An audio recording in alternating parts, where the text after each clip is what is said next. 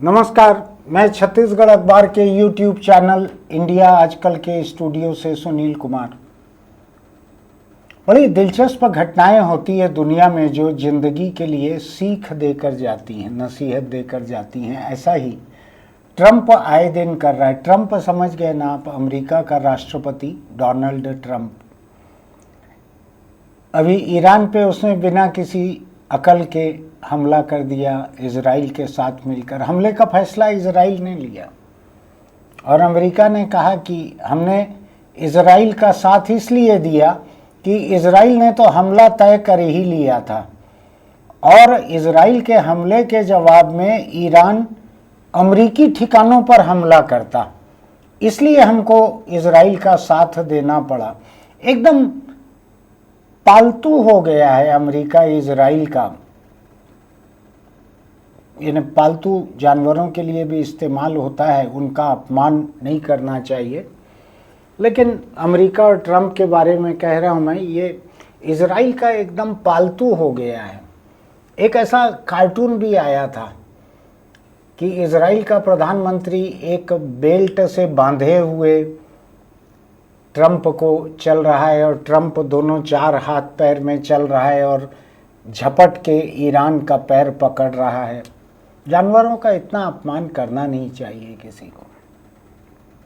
खैर, तो ट्रंप ने अभी जब देखा कि पूरी दुनिया में तेल के दाम में आग लग गई और दुनिया के तमाम देश अमेरिका को कोस रहे हैं कि ये क्या हो रहा है, क्यों कर रहा है ये ऐसा, क्यों ऐसा जंग छेड़ा है जिसमें हमको गैस नहीं मिल रही है, हमको पेट्रोल डीजल इतना महंगा हो रहा है, क्या किया जाए। कुछ देशों ने, भारत के बगल में पाकिस्तान ने शायद दाम बढ़ा भी दिया है डीजल पेट्रोल का, और कई देशों ने बढ़ाया होगा।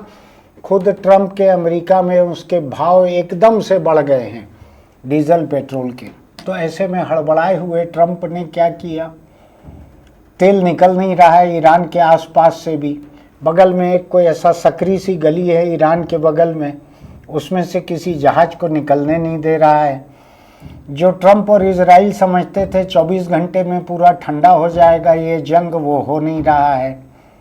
तब क्या किया जाए, तो ट्रंप ने ये किया कि जितने देशों पर उसने डंडा मार मार के रोक लगाई थी कि रूस से कोई तेल नहीं खरीदेगा, जाने कितने 150 बार तो उसने हिंदुस्तान के बारे में भी तरह तरह के झूठ बोले थे और रूस से तेल खरीदने के ऊपर रोक लगाने पे वो अड़ गया था। टैरिफ वैरिफ भी ठोक दिया था उसने। अब उसने कहा है कि अगले 30 दिन रूस से तेल खरीद लो। इसलिए खरीद लो कि दुनिया में अभी तेल की सप्लाई कहीं से नहीं हो रही है, भाव आसमान में पहुंच रहे हैं। पूरी दुनिया, धरती का ये गोला जो है, अमेरिका सहित सब लोग ट्रंप को गालियां दे रहे हैं। इतनी गंदी गाली दे रहे हैं, मैं यहाँ पे बोल नहीं सकता हूँ। आप जानते हैं मैं गंदी गालियां देता नहीं हूँ। तो ट्रंप ने ये जो छूट दी है रूस को, ये वार किसके ऊपर हो रहा है? यूरोप ने विरोध किया है इसका। यूरोप के बड़े बड़े देश उठ के खड़े हो गए हैं कि ये जो रूस से तेल खरीदने की छूट दे रहे हो, इससे रूस को जो पैसा मिलेगा उस पैसे को वो यूक्रेन के साथ जंग में झोंकेगा और यूक्रेन की मदद हम कर रहे हैं। तो हमारा जो पैसा लग रहा है यूक्रेन की मदद करने में, उस पैसे को आप न्यूट्रलाइज कर दे रहे हो, उसका असर खत्म कर दे रहे हो रूस को कमाई का मौका देकर। तो यूरोप खड़ा हो गया है ट्रंप के खिलाफ। अब आप कहेंगे इसमें जिंदगी की नसीहत क्या है? जिंदगी की नसीहत इसमें मेरे लिए तो यह है कि आप अपने दोस्त रखो या दुश्मन रखो, उनको भरोसेमंद रखो। अगर कोई दुश्मन है तो आपको पता रहे कि ये दुश्मन है मेरे, ये कभी भी वार करेंगे, इनके ऊपर कभी भी भरोसा नहीं करना है। और कभी दोस्त रखो तो ऐसे दोस्त रखो जिनके ऊपर आप आंख मूंद कर भरोसा कर सको और आपको अंदाज रहे कि ये कभी धोखा नहीं देंगे। और ट्रंप क्या हो गया है आज? ट्रंप सुबह किसी का दोस्त है, शाम को उसका दुश्मन हो जाता है। कल शाम तक वो रूस का दुश्मन था, आज वो रूस का सबसे बड़ा मददगार हो गया। तेल खरीद लो, जाके सब लोग तेल खरीद लो रूस से। गजब का हाल है। अगले महीने यही ट्रंप जो है चीन जाने वाला है अब पता नहीं चीन के बारे में क्या करेगा। फिलहाल एक तो खबर दूसरी ये है कि भारत में डायरेक्ट फॉरेन इन्वेस्टमेंट जो होने वाला है उसमें जिन देशों का नाम गिनाया गया है, नाम नहीं गिनाया गया है, ये कहा गया है कि भारत के ज़मीनी सरहद के जो देश हैं वो यहाँ पर पूंजी निवेश कर सकते हैं। अब भारत के ज़मीनी सरहद के देश कौन है? पाकिस्तान, खाने को नहीं है उसके पास, हिंदुस्तान से दुश्मनी अलग है, वो तो इधर एक चवन्नी भी लगाने आने से रहा। पाकिस्तान के बगल में इतना छोटा सा एक हिस्सा करीब 12-15 फीट का होगा, अफगानिस्तान लगा हुआ है। अफगान लोगों के पास अपने खाने के लिए नहीं है, वो यहाँ क्या पूंजी निवेश के लिए आएंगे। म्यांमार के पास अपने खाने के लिए नहीं, वहाँ से शरणार्थी लाखों बाहर निकले हुए, दसियों लाख, वो कुछ पूंजी निवेश नहीं कर सकते। एक रुमाल से थोड़े बड़े आकार का भूटान है, वो अपने में मस्त रहते हैं, वो कोई दुनिया का पूंजी निवेश न लेते ज़्यादा, न कहीं जाके लगाने की हालत रहती।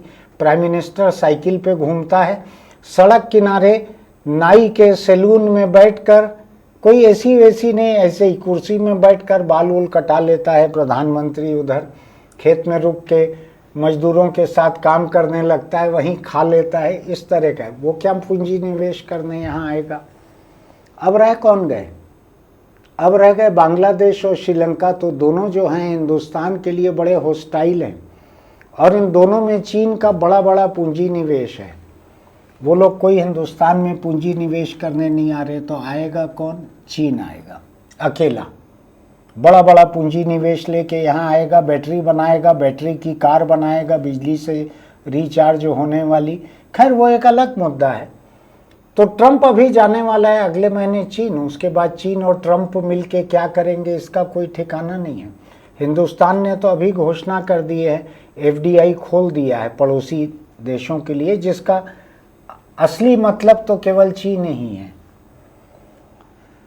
तो भारत ने भी 5-6 साल के चीन के साथ में अनबोले तनातनी के बाद में अब एकदम दरवाजे खोल दिए कि अपना पैसा लेके आ जाओ यहाँ पे लगाने के लिए। पता नहीं आने वाले दिवाली में वो लाइट की झालर जलाना है कि नहीं जलाना है, अभी कुछ क्लियर नहीं है।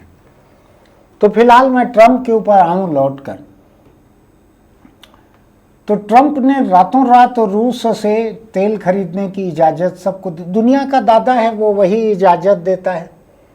जैसे मुंबई में एक समय कोई भी बड़ी ज़मीन खरीदना हो, बेचना हो, कुछ करना हो, तो दाऊद इब्राहिम इजाज़त देता था कि ठीक है खरीद लो ये ज़मीन को, इसमें 10% हमारा रख लेना, एक फ्लोर हमको दे देना।